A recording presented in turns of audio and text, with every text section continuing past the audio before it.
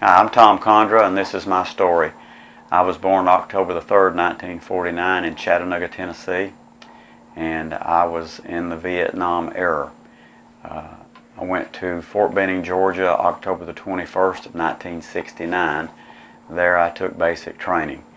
One of the things that I learned very quickly was you did not want to get any of the drill sergeants actually to know your name, because if they learned your name, then you were going to be on duty all the time. So you wanted to be have a very low profile so that they really didn't know that you were there. I can remember that they did learn my name, which was not fun, and I did a lot of KP. I was on pots and pans most of the time. And that was usually, we would have to be there at 3 o'clock in the morning, and then usually there all day until about 8 o'clock at night. And that was not, that was a very long day. I can remember that we were in the World War II barracks there, they were all wooden, and they had coal furnaces. So we had to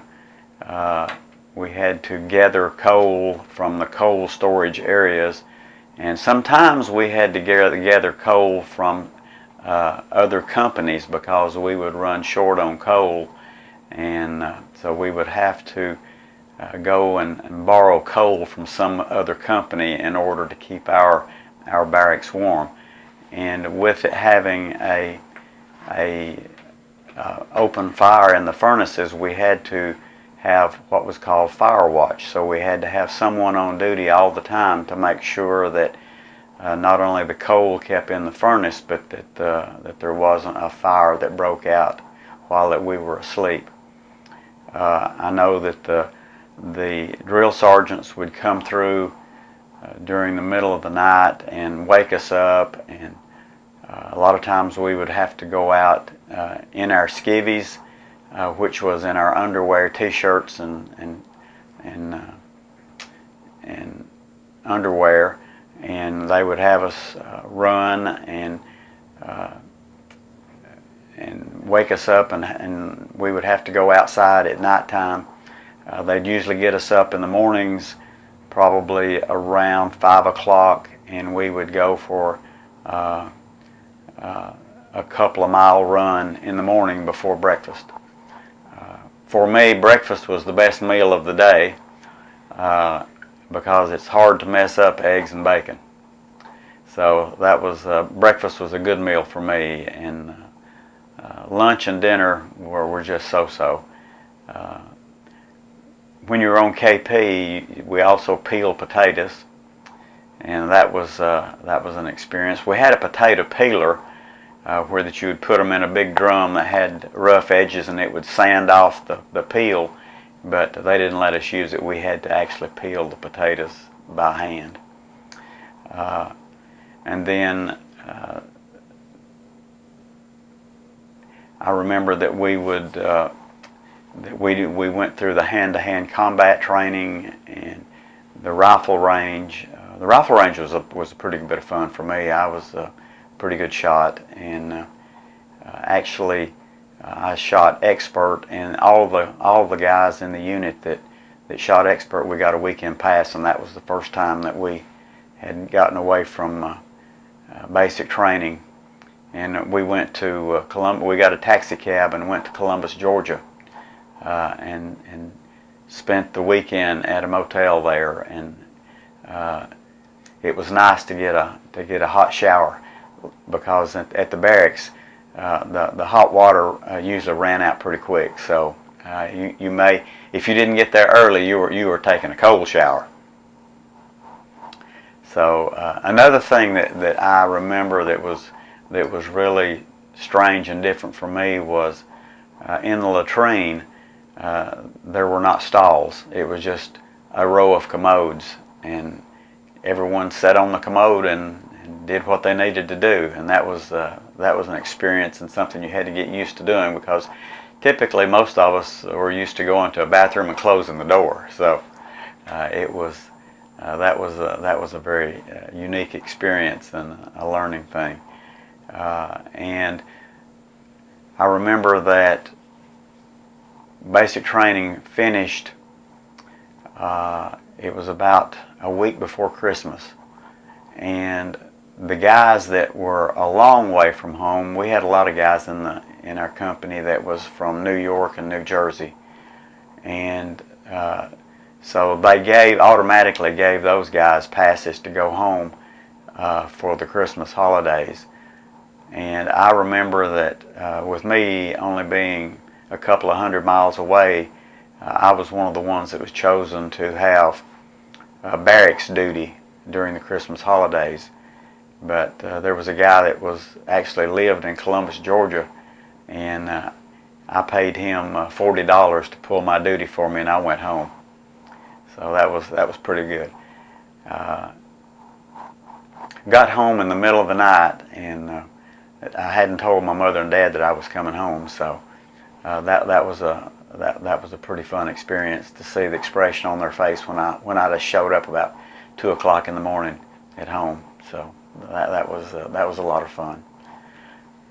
When we got back, then we finished up with the infiltration course. That's where that you run through, crawl under the barbed wire, and you have the 50 caliber machine gun shooting over your head, and you could roll over on your back and see the red tracers going over the top, because what they would do is, like about every fifth round, there would be a red round that would be in there, and you could see the glow from it, and you could see where the rounds were going over top of you, and you had to.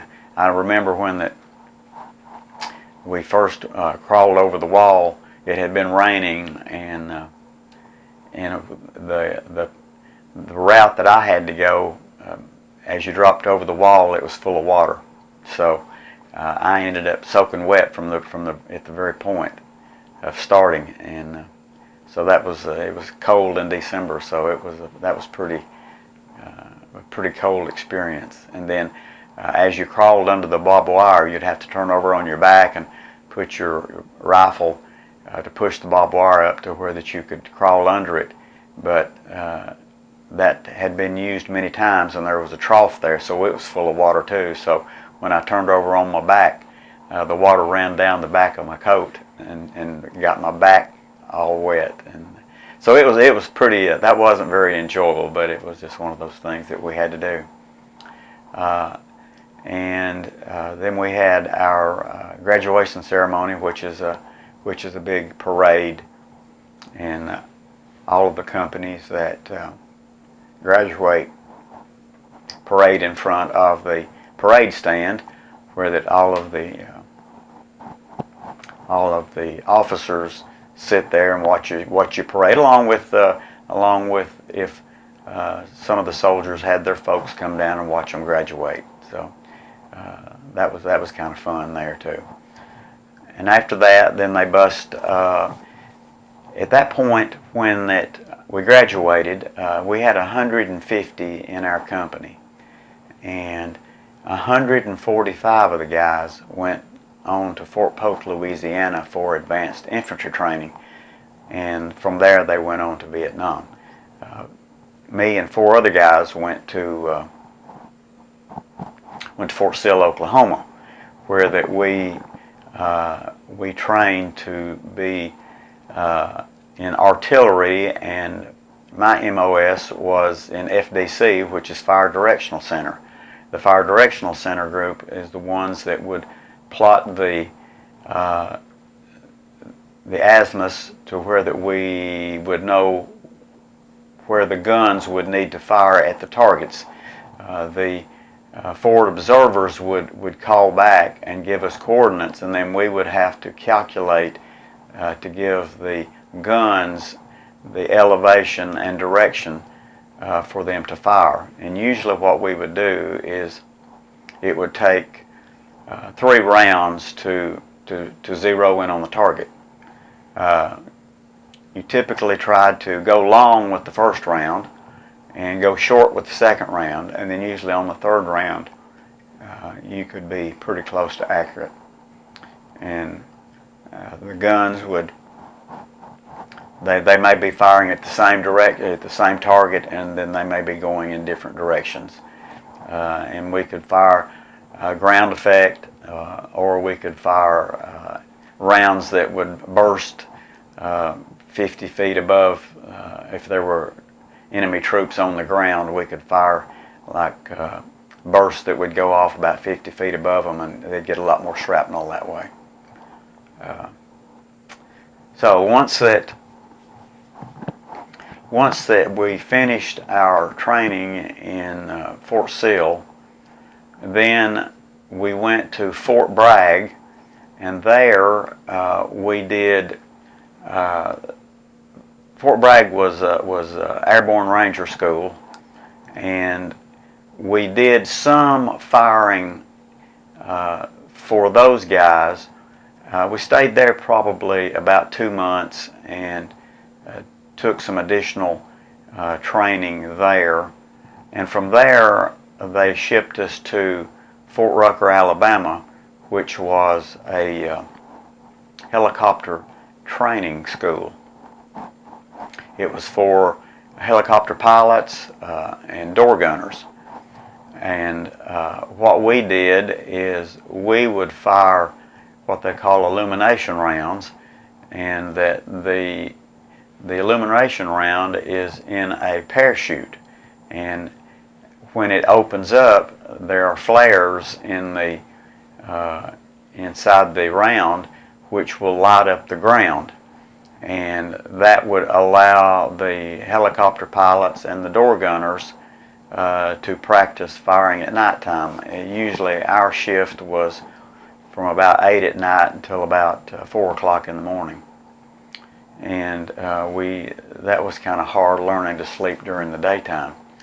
But I was very fortunate in that even though I was kind of at the height of Vietnam, I spent all of my Vietnam experience was in training areas, and I didn't have to go to Vietnam. But I did have several friends that went, and a couple of them didn't make it back. But anyway, that was spent a couple of years, about 18 months at Fort Rucker, and that was good duty. It was a training area, and we had a shift that we worked. Did have to work some weekends, but that was scheduled.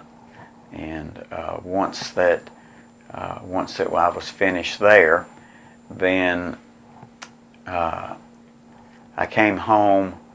I believe it was like August of 1971. Let me stop a second.